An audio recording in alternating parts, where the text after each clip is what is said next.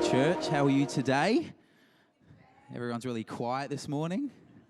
It's a bit strange, but that's all right. It's good to see we're all socially distanced as well. It's cool. But hey, how good is it to be back in physical church? It's so good to be back here. Can we just hear a big cheer for that? Because it's awesome, isn't it? It's like, there's nothing quite like it, is there?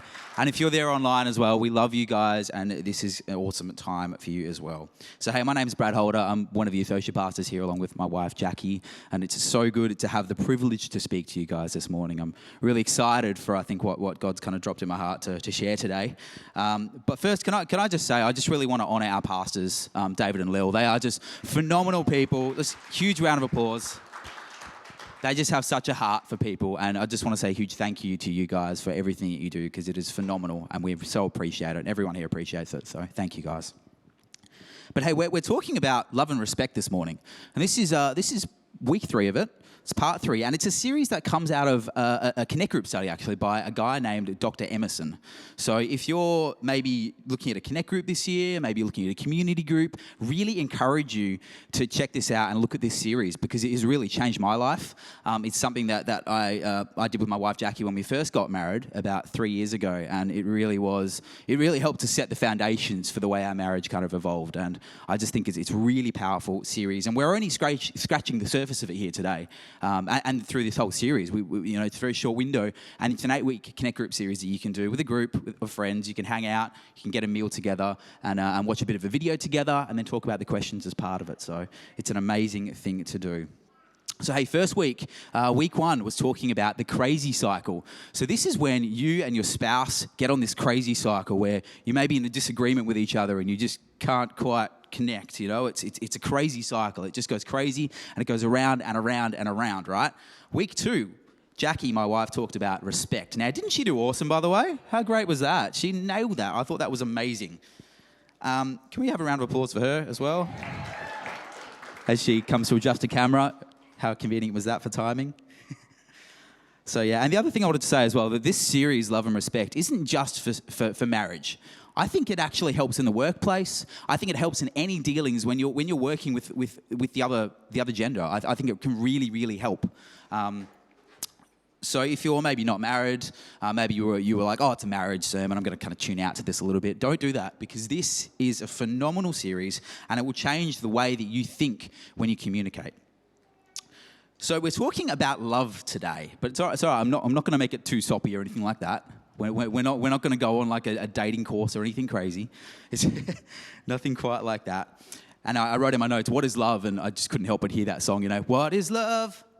Baby, don't... Yeah, every time I read it, I just think of that. It just keeps coming to my head. So I wanted to pose you guys a question.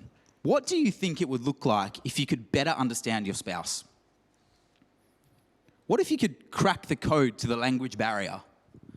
And you're looking at me going, what language barrier? No, we communicate all the time. It's all good. Everything's great there. We always have so many conversations. Don't think there's a language barrier. Well, this is what I've found anyway. So, and what the Love and Respect series teaches, and what Dr. E teaches, is that girls speak a language called pink, and guys speak a language called blue. Now, as an example of that, let's just say you're getting ready to go out on a date with your spouse. Maybe you're getting ready, and you kind of look at your wardrobe, and you're like, oh man, as a guy, like, man, I don't have anything to wear. You're looking in your wardrobe. What do you mean? You mean there's nothing clean in there, right? That's generally what you're talking about. But then your spouse comes in, maybe your female spouse. She comes in and she goes, I've got nothing to wear. What does she mean by that? Does she mean she's got nothing clean? I don't think so. And we spoke about this in the office this week, and I said, well, she needs to go shopping. That's probably what she's saying by that, right? And Pastor David sort of said, well, no. What she's saying is she's got nothing new to wear. And then Jackie corrected us both, thankfully. We've got the female insight into this. And she said, no, she's got nothing that feels nice. So I went, okay, that's the PC term for it. It's nothing that feels nice, all right? So we're going with that one. But it's exactly the same phrase, right? I've got nothing to wear, but it means two different things to the two different genders, right? And I think that's the basis of this whole series, is that it really is a different language, and there is that language barrier there, even though it really is the same sentences, but we interpret it so differently to our language, right? So what I want to do today is I want to give you a bit of some practical tools, I guess, when you're communicating to use. And I think these are really crucial tools, and I think they're amazing. So hey, but first, why don't you just turn to your friend, whoever's sitting next to you, maybe you're online. If you're online, put it in the chat. I want you to say my sermon title for today, and my sermon title is, chuck it up, Chris. That's the wrong one. There it is. We'll get to a couple. Force Quit Love is my sermon title. So why don't you turn to your friend and say, Force Quit Love. Come on, turn around, say it. Force Quit Love. That's it. And if you're online, put it in the chat. I want to see the whole chat go crazy with Force Quit Love in there. So go ahead and do that. It's probably not going to make sense to a lot of people straight away.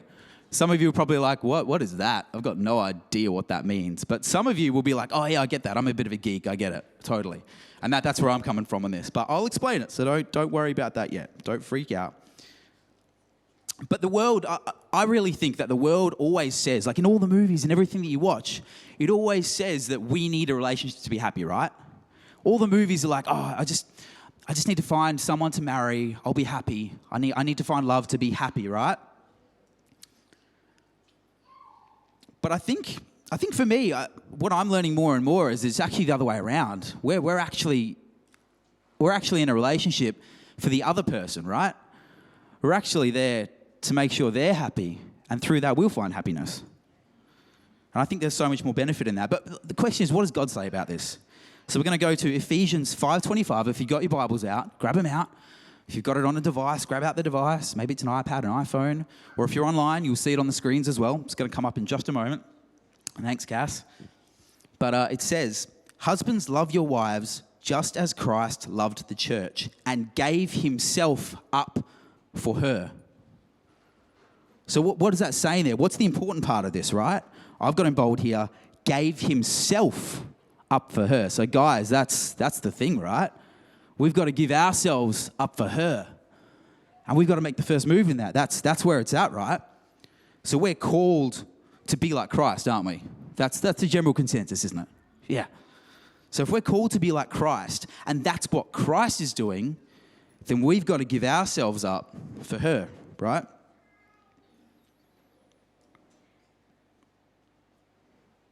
I think I've got a note here that says, and this is something I thought of, love them enough to want to make them happy and put them first. And I'm not saying don't be happy yourself. Like, that's totally not what I'm saying at all. But it's about making sure that she's happy first. Ephesians 5:33.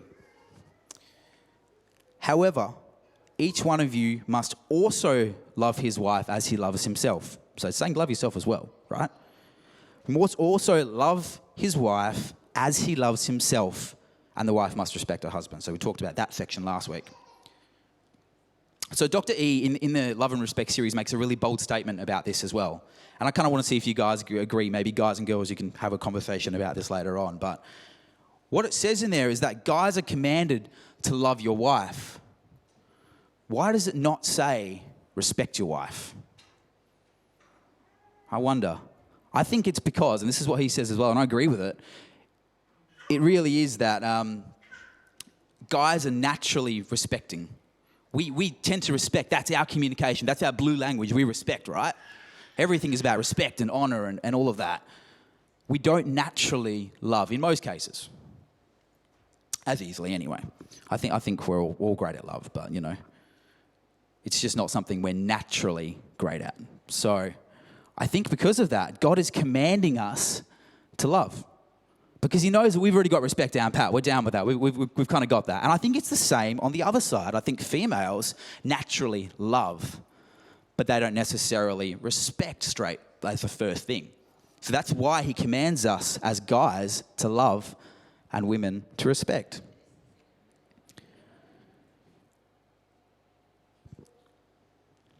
So hey, here it's our practical tools time. If you want to grab out your notes, if you're a note taker, this is the section for you. If you've got a phone or maybe you're old school with a pencil, that's cool too. But we're going to go through a little section here of Dr. E's tools, and it's called Couple. There we go. Thanks, Chris. So it's called Couple, and this is a little thing that kind of tells you about some practical tools that you can use when you're communicating with the other gender. So the first one is closeness. The second one is openness. If we can just go to that first one, Chris, with the all of them on this. There we go. So we've got closeness, openness, understanding, peacemaking, loyalty, and esteem. So maybe take a photo of that one or write it on down, because that's the key. I think this is the practical tools that will help us communicate better. So let's dive into closeness first. So closeness is something that she wants face to face, right? So as guys, we like to communicate side by side. We like to hang out with our mates. We go fishing. We do all sorts of stuff. We hang out side by side, and that fills our cup. That's enough. That's enough of a relationship for us, and we're cool with that. But for females, and you guys can chat about this later, but females, I think, need face-to-face communication, right? So they need to actually communicate face-to-face standing with you. And I've noticed this with our little 2-year-old daughter already. Lily is amazing, and I love that I can already see that she wants face-to-face. I was sitting at the table the other day doing something, and I was on my computer, and I heard her go, Dad, Dad, Dad. I'm like, yeah. I'm still working on my computer there. And she's going, Dad, Dad, Dad, Dad, Dad. I'm still working on my computer. I'm like, yeah, I hear you. I'm listening. Dad, Dad, Dad. And it wasn't until I looked at her and actually acknowledged her face to face that she started to tell me what she wanted to tell me. So how amazing is it? Even at that age, at 2 years old, that's already a thing for a female. And that needs to be a priority for us. We need to give that face-to-face time in order to fill the cup, right? Openness. She wants you to be open with her, which what Dr. E says about that is, don't be secretly mad at her. Understanding. Empathize, right? What does empathize mean? Empathize means to share and understand the feelings of another person. So we've got to understand it not from our point of view, but from their point of view, right? And that's really a key there. And I think something in this as well, and I noticed for me, like I did a quiz a little while ago called an Adobe quiz, and it's by the guys that make Photoshop and all of those kind of apps. And what it was is a quiz that tells you what kind of a leader you are, what kind of a person you are. And for me, I got the innovation section. That's what it came out with. And what that means is that I always try and find solutions and fix things. And I think a lot of guys do that, right? We try to fix things. That's what we do. That's what we're good at. That's what we like to do. So when our spouse comes to us with a question or something like that, and she just wants to communicate with us, we go straight into fixing mode sometimes, right? We kind of go, oh, well, this is what you can do to solve that. This will do it. And she's going, no, I don't want you to solve it. I just want you to listen. I just want you to hear. I just want face-to-face communication, right? So I think the key, or at least for us, what I found is that it's great to ask the question up front and just go, do you want me to listen or do you want me to fix? And if you're up front with that straight away, you will get so much more out of the conversation, and so will she, because she's getting what she needs, and so are you. And I think that's really a key to that. And we found that has really helped us in our marriage. Peacemaking. She wants you to say, I'm sorry, and not stonewall. Now, what is stonewalling? Well, stonewalling is when you're maybe having a bit of a conflict or something like that, and as the guy, maybe you tend to shut down, and you kind of just don't want to respond to the rest of the conversation because you're like, nah, I'm not going to enter into this right now. Whereas she's like, no, we need to resolve this conflict right now. We need to do it. And you're like, nah, just drop it. Just not now. I don't want to deal with this right now. Well, this is something that I found out through Love and Respect as well. And I found this really, really interesting. And what Dr. E says is 85% of those who stonewall and withdraw in conflict are male. So straight away, it's something we do, right? But why? Why do we do it? Many wives say it's because he is being unloving. So she sees it through her lens as being unloving because he doesn't want to finish the conversation. She's just, oh, you don't love me, you do, that kind of thing. But I believe he does it to calm down. He knows it's not honourable, because honour is part of respect. He knows it's not honourable to allow conflict among friends to escalate out of control. So that's why he stonewalls, because he doesn't want it to escalate and get out of control, right? But then you have to pose the question, why would a man need to calm down? Well, at moments of marital conflict, the heartbeats of many males, according to the University of Washington, so this is researched, can reach 99 beats per minute. Now, what does that mean in layman terms? It means he's in warrior mode. He's literally in survival mode, and he gets to that point where he has to withdraw before he does something silly. How crazy is that? And I think that's amazing for us as males as well to understand that. His wife, however, remains relatively calm in regard to BPM. So that's why she's in a space where she can deal with the problem and resolve it. Whereas he is in a position where he's like, I don't want to fight you. I'm going to withdraw from this. So knowing that is such a key when we're communicating. Because if he needs time to cool down, maybe he needs it. Maybe you need time to cool down. There's why. I think that's phenomenal. Loyalty. She needs to know that you're committed. And by that, I mean, don't just, sorry, checking my timer to make sure I've got a bit of time left. Loyalty, she needs to know that you're committed. So you need to make sure that you communicate this. Loyalty, it's something that we do automatically. It's part of honor, it's part of respect, but we don't necessarily always communicate it that well. So I think being vocal and being loyal through vocal and through your actions speak louder than words. That's what's really going to help in that space. And esteem, self-esteem. Guys, she wants you to honor and cherish her. She wants to feel loved. And if we're communicating in respect only, then she doesn't get that cup filled. I had a question for this as well. I was kind of like, women, do you overthink this area maybe a little bit? You know, like self-esteem? I don't know. I think we need to focus on it though, because even if you do, it means that it's such an important thing for you. And for us as guys, we need to make sure that we're kind of filling that cup, I guess, in that self-esteem cup, because women need this. So if she says something like, you know, how was the dinner tonight? You don't just go, good. That's not helpful, is it? Because that doesn't fill her cup. She goes, oh, I won't make this again, because she's overthinking it, right? Maybe. Then if you go, oh, it was awesome, I loved it, please make it again. She gets her cup filled, right? How different is that? So simple. So simple. So hey, I was doing some editing this week on my computer on Final Cut. I was doing some video editing.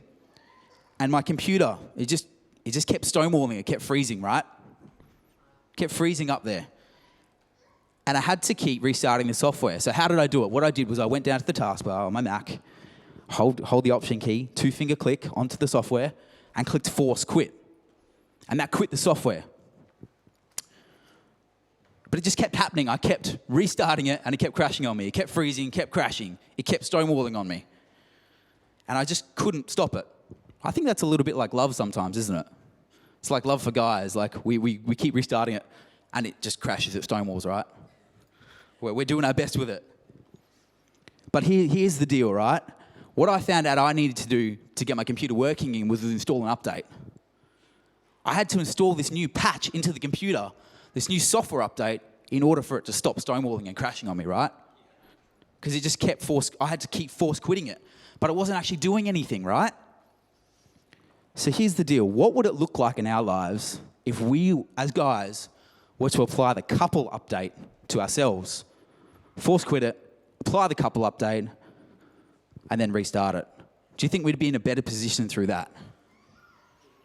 I think that would be pretty awesome. And here's some little actions for you. So number 1, force quit. Force quit love. Force quit it.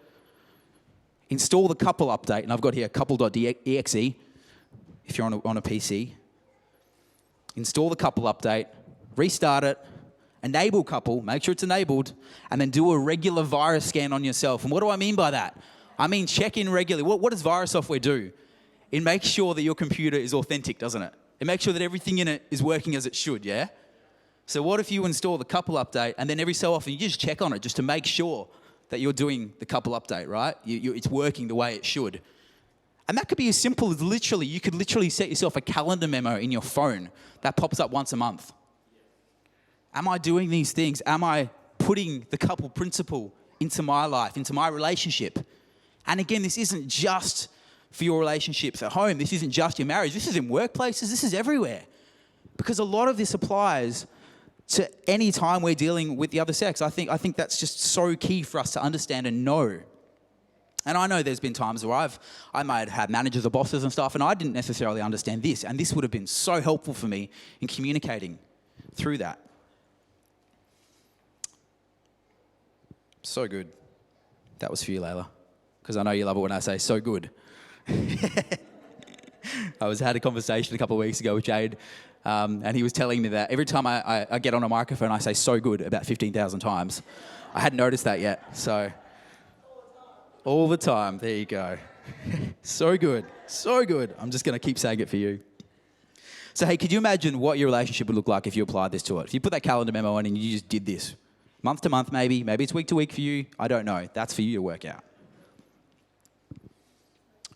The thing in this as well is it's up to us to make the first move in this, right? We can't wait for our spouse or for the other person to start doing this. We've got to make an effort to this. That's the key here. Because if we do that, that's what stops the crazy cycle, right? And we had a bit of a diagram up there. It was a circle one, Chris. It was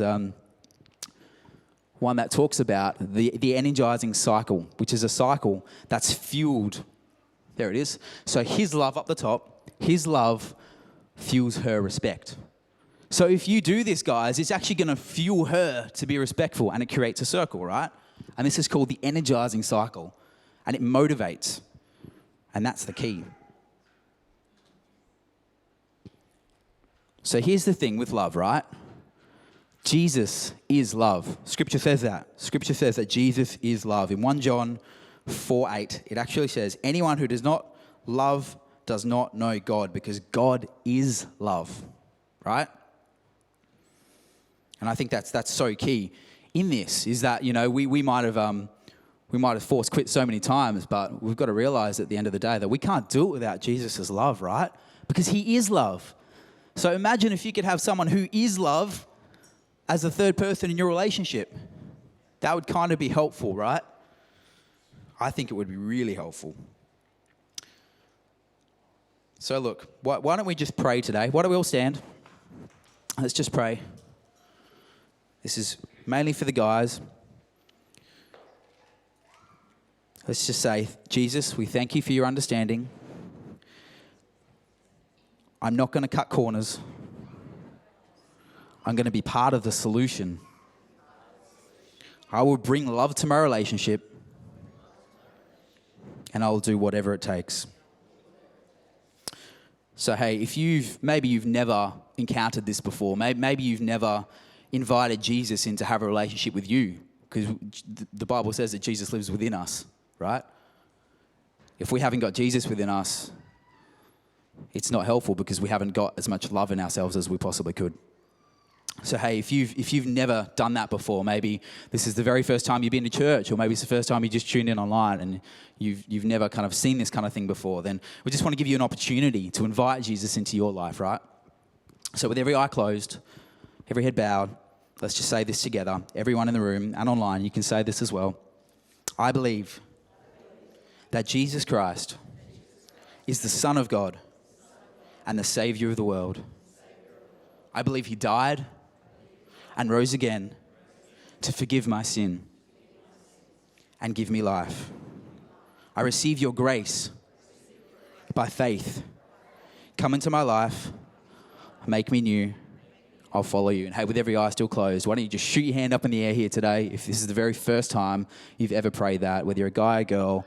If there's anyone here who the very first time has never prayed that before, then we're so excited and we really just want to help you on this journey. So hey, even if your hand didn't go up in the air, then make sure you come and see someone, whether it's me, Pastor David, or someone on the team here, because we really want to help you with these next steps. So hey, thank you very much. We're going to hand over to Pastor David. Thanks, Brad. Fantastic. You may take a seat.